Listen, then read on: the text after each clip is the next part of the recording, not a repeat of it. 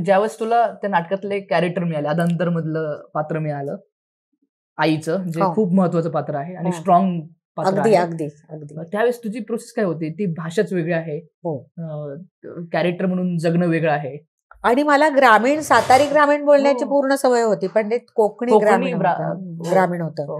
तर जयंतनी काय केलं, जयंतची आई होती मुंबईला त्याच्याकडे, तर एक दिवस मला त्याच्याकडे घेऊन गेला सकाळपासून. म्हणजे आम्ही आधी ठरवलंच होतं एकदा करायचं.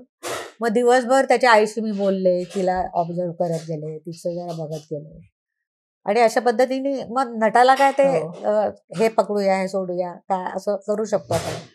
तशा पद्धतीने काही गोष्टी मी पकडल्या त्यांच्या, आणि मला त्या वर्षीची सगळी अवॉर्ड्स अधांतरला पण मिळाली आणि ऍक्टिंगची सगळी अवॉर्ड्स मला मिळाली. अरे वा.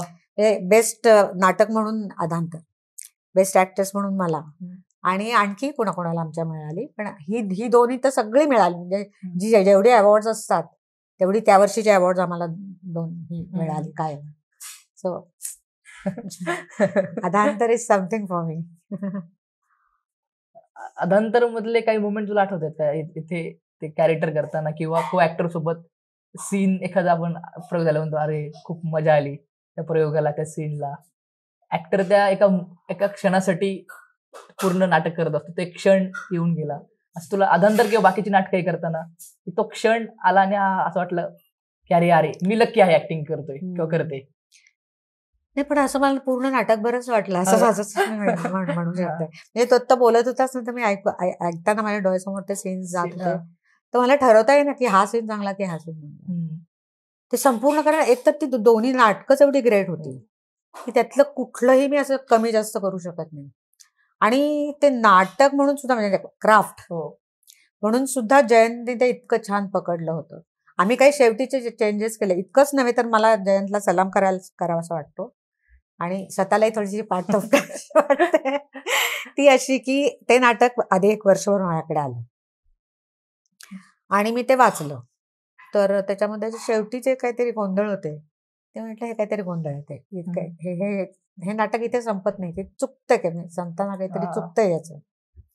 आणि मग मी त्याच्याकडे ते परत पाठवलं आणि मी म्हटलं माझ्या अशा सजेशन्स आहेत, तू विचार कर, आणि तर मग मी नंतर या नाटकाचा विचार करेन. अच्छा.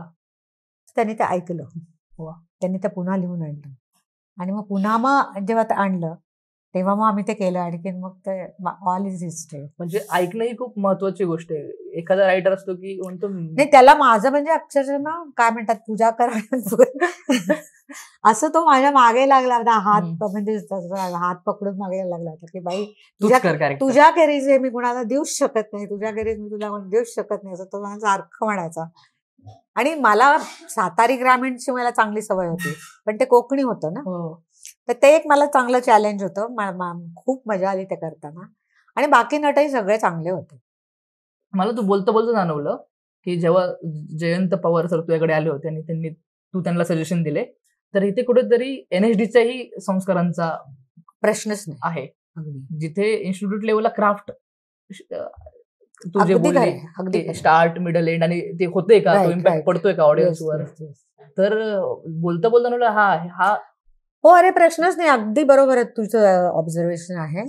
कारण आपण नाटक कशासाठी करतो हा एक बेसिक प्रश्न. तर आपल्याला एक काहीतरी सत्य लोकांपुढे पोहोचवायचं असतं, मांडायचं असतं, आणि ते पोहोचवायचं असतं, त्यांच्या आत पोहोचवायचं असतं. तर काय पोहोचवायचं असतं की बघा ती कशी रडत होती, मग कसं शेवटी कसं पण आनंदी आनंद झाला सगळा, पण कशामुळे झालं, वाय, हा जो प्रश्न आहे, कशामुळे काय होतं, जगणं हे बरं वाईट कशामुळे होतं, याची एक जाण माणसाची वाढत जाते, नटाची सुद्धा वाढत जाते, बघणाऱ्याची सुद्धा वाढत जाते. हा नाटकाचा एक मोठा परिणाम आहे असं मला वाटतं. कॅरेक्टर प्रत्येक ऍक्टरची एक प्रोसेस असते कॅरेक्टर करण्याची. जसं तू बोलले की मी कोकण त्या जयंत सरांच्या आई सोबत राहिले, ऑब्झर्वेशन केलं, तशी तुझी एक प्रोसेस ठरली होती का ती बदलायची? ती कशी बदलायची? नाही, ती बदलते आणि स्पॉन्टेनियसली बदलते. म्हणजे एकदा आता एखादं नाटक तुमच्याकडे आलं आणि तुम्ही ते करणार असं तुम्ही मनाशी ठरवलंय, तर आपोआप तुम्ही आसपास बघायला लागता, कोण बरं मला असं दिसतंय, असं एक डोक्यात येतं. मग पुन्हा ठरवून त्या माणसाला भेटायचं किंवा उगीच त्याच्याशी गप्पा मारायच्या असं काय काही प्रकार आपण करतो, आपोआपच करतो. यापेक्षा वेगळं आणि मग तो माणूस त्या परिस्थितीमध्ये तसा का वागत गेला, ते इनएव्हिटेबल का झालं त्यासाठी, त्या माणसासाठी, याचा विचार म्हणजे एक बौद्धिक लेवलला एक तो विचार करायचा आणि शारीरिक आणि दिसण्याच्या लेवलवर काय काय करणं आवश्यक आहे. हा माणूस काही म्हणजे सारखी उगीच असं करत असतो. म्हणजे काय नेमकं काहीतरी हा सेल्फ कॉन्शियस आहे माणूस, कशामुळे असं करतो अशा काहीतरी बारीक सारीक गोष्टी शोधायच्या. प्रत्येक कॅरेक्टरला मधलं काय आपल्याला सापडतंय ते बघायचं. त्याच्यामध्ये काय नेमकं खटकणारं काही आहे का, की हॅपी गो लकी नुसतं आहे, मोकळा आहे, तर तसा आहे तर तो कशामुळे तसा आहे, मग घरचं वातावरण तसं आहे का, असं सगळं आपोआपच. म्हणजे हे काय आपण आत्ता बोलून दाखवतोय म्हणून प्रत्येक नटच हा विचार करत असतो, नॅचरली होत असतो.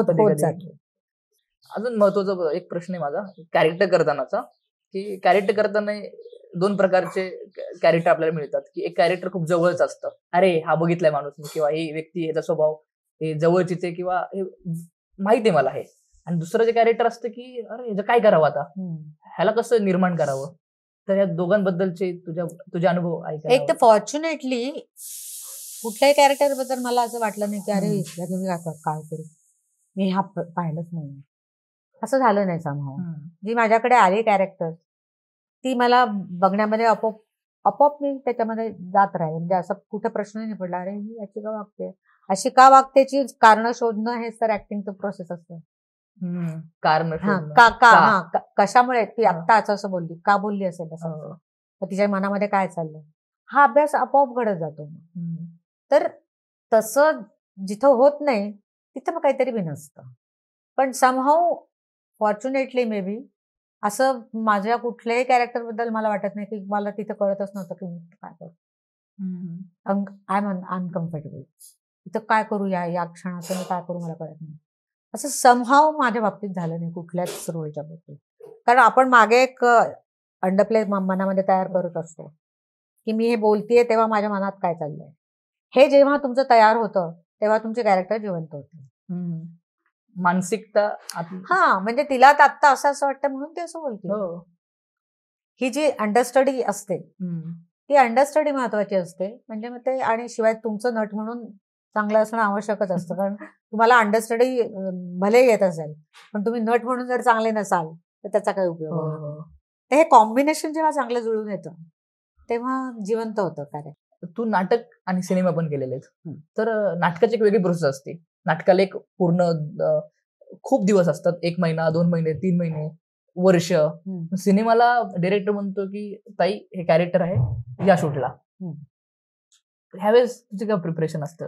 नाही, मग ते आधीच तुम्ही मेंटली एक विचारून घेता ना तुम्ही नॅचरली की काय कॅरेक्टर, मग ते तिथपासून तयार होतं मनामध्ये की असं कॅरेक्टर आहे. मग ते एक मेंटल प्रिपरेशन झालं की डायलॉग झाले की मग आता हे डायलॉग हे कॅरेक्टर मनात तयार झालंय, ते कसं बोलेल असं. ते फक्त म्हणजे मला तर काय म्हणायचं की तेवढा इंटेलिजन्स पाहिजेच प्रत्येक ऍक्टरकडे की आता मी कुठल्या फॉर्मॅटमध्ये काम करतो, राईट, कुठल्या फॉर्मॅटमध्ये आणि कुठल्या सर्कमस्टन्सेस मध्ये हे कॅरेक्टर आता आहे. ते अशिक्षित आहे का सुशिक्षित आहे, प्रत्येक गोष्टीमुळे माणसाचं वागण्याची पद्धत बदलते. तर ते सगळं अगदी बेसिक आहे. बरोबर. आणि एकच आहे की बेसिक जरी असलं तरी एखादी कॅरेक्टरमध्ये त्याच्या आयुष्यात काहीतरी फार महत्वाचं काहीतरी घडून गेलंय आणि म्हणून त्याचं काहीतरी वागणं बदललंय, तर ते पुन्हा त्याचा वेगळा विचार करायला लागतो.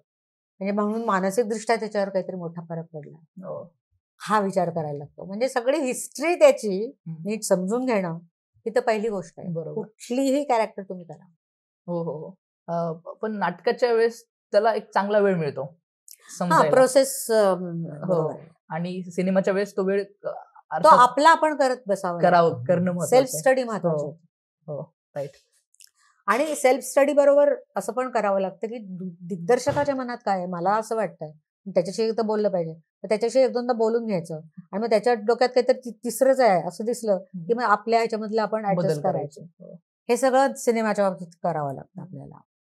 पण सिनेमामध्ये तुमच्या नट म्हणून एक दर्जा गृहीत धरलेला असतो आणि हे काय तुझं कॅरेक्टर हे तू करायचं. ज्या अर्थी तुला निवडलंय त्या अर्थी तुझा दर्जा इथे ठरलेला आहे. आता ते करत असताना माझ्या डोक्यात ती अशी दिसते मला, पण दिग्दर्शकाला ती तशीच दिसतेय का हे एकदा बोलून बघावं लागतं, क्लॅरिफाय करावं लागतं आणि मग पुढे जावं लागतं. अंदाज नाटकाच्या प्रसंगामध्ये दिसत असतं काय करतोय. एक्झॅक्टली, रिहर्सल मध्ये दिसतं. इथे ते ठरवून घ्यायला लागतं. डायरेक्ट शूटवरच भेटणार आपण. त्याच्यामुळे हे ऍक्टरचं कर्तव्य आहे की जायच्या आधी ते बोलून अगदी त्याच्याशी बोलून त्याला कशी दिसते ती कॅरेक्टर ते समजून घेऊन त्याप्रमाणे